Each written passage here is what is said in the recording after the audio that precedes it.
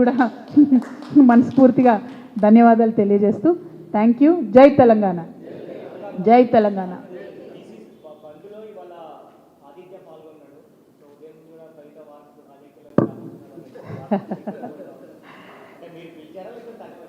పిల్లలకు సామాజిక బాధ్యత నేర్పించాలి కదా. నేను ధర్నా ఉంది, బంద్ ఉంది అంటే ఏం బంద్ అన్నాడు. బీసీల కోసం అడుగుతున్నాం అన్నాడు. బీసీల కోసం ఎందుకు అడుగుతున్నాం అన్నాడు.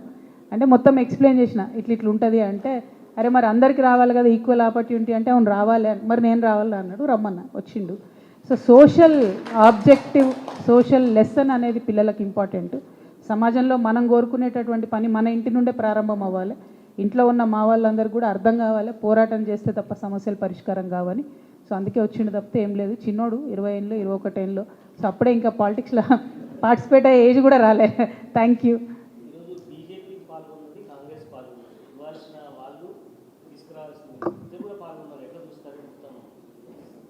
ఇది చాలా దారుణం అండి నిజంగా. ఎంత ఘోరం అంటే భారతీయ జనతా పార్టీ ఇక బీసీలను ఎంత తక్కువ అంచనా వేస్తున్నారు అన్నది వారి యొక్క ఈ చర్యతో అర్థమవుతున్నది. ఇవ్వాల్సిన వాళ్ళే బంద్లో పాల్గొంటున్నారు. అట్లా రాదు, ఖచ్చితంగా 42% అయితే అట్లా రాదు. నేను ఒక్కటే డిమాండ్ చేస్తున్నా, 8 మంది బీజేపీ ఎంపీలు ఉన్నారు. ఇప్పుడు అక్కడ మోడీ గారిది మైనారిటీ గవర్నమెంట్ ఉన్నది. ఆయన చంద్రబాబు నాయుడు గారి మీద, నితీష్ కుమార్ గారి మీద ఆధారపడి ప్రభుత్వం నడుపుతూ ఉన్నారు. ఇటువంటి సందర్భంలో 8 మంది బీజేపీ ఎంపీలు మీరు రాజీనామా చేస్తే 42% రిజర్వేషన్ బీసీలకు నడుచుకుంటూ తెలంగాణకు వస్తుంది. ఉట్టికి కూడా రాదు. కానీ ఆ త్యాగాలు చేసడానికి బీజేపీ ఎంపీలు సిద్ధంగా లేరు. వాళ్ళ త్యాగాలకు తయారైతేనే జరుగుతుంది. మీరు ఆ త్యాగాలకు తయారయ్యేటట్టు కూడా తెలంగాణ జాగృతి పోరాటం చేస్తుంది. ఎందుకంటే తెలంగాణ ఉద్యమ సందర్భంలో కూడా మేము ఒకటే డిమాండ్ చేసినాం, కాంగ్రెస్ ఎంపీలు కాంగ్రెస్ ఎమ్మెల్యేలు రాజీనామా చేస్తేనే తెలంగాణ వస్తుందని చెప్పినాం. ఆనాడు కొంతమంది ప్రజాప్రతినిధులు జూపల్లి కృష్ణారావు గారు లాంటి వాళ్ళు రాజీనామా చేస్తేనే ఎప్పటికప్పుడు హీట్ పెరిగింది.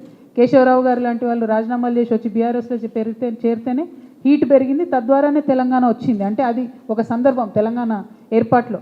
ఇవాళ కూడా బీసీలకు 42% రిజర్వేషన్ రావాలంటే బీజేపీ నాయకుల త్యాగాలతోనే అసాధ్యమవుతుంది. ఖచ్చితంగా 8 మంది బీజేపీ ఎంపీలు డిమాండ్ చేయాలని తెలంగాణ జాగృతి తరఫున, రిజైన్ చేయాలని తెలంగాణ జాగృతి తరఫున మేము డిమాండ్ చేస్తాం. సారీ, ఏమొస్తుంది ధర్నా చేస్తే? చేసి అలసిపోయినాం ధర్నాలు బీసీలం. ఆడ ఈడ అన్ని చోట్ల ఎన్ని పోరాటాలు చేసినాం. కాకపోతే పొలిటికల్ ప్రాసెస్ ద్వారానే రావాలి కదా. ఎందుకంటే ఎన్ని కోట్లకు పోయినా అడ్డుపడతా ఉన్నది. అల్టిమేట్గా పార్లమెంట్లో చట్టం కావాలి, రాజ్యాంగ సవరణ జరగాలి. అది జరగాలంటే రాజకీయ ఒత్తిడి పెరగాల్సిందే.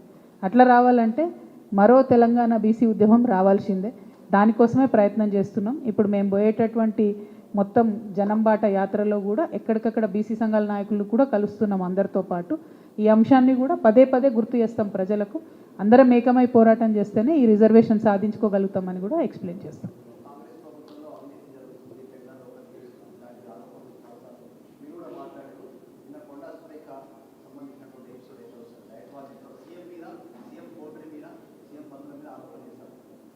అయ్యో, మా కోటరీతోనే డీల్ చేయలేక లొల్లు అవుతుంది నాకు. వాళ్ళ కోటరీతో నాకెందుకు ఇప్పుడు కొత్త పంచాయతీ లేనిపోంది. వద్దులేబ్బా, నాకు సంబంధం లేని ఇష్యూ అది. కొండ సురేఖ అక్కనే మళ్ళీ చెప్తుంది ఎప్పుడన్నా ఇంట్రెస్టింగ్గా. Thank you. జై తెలంగాణ.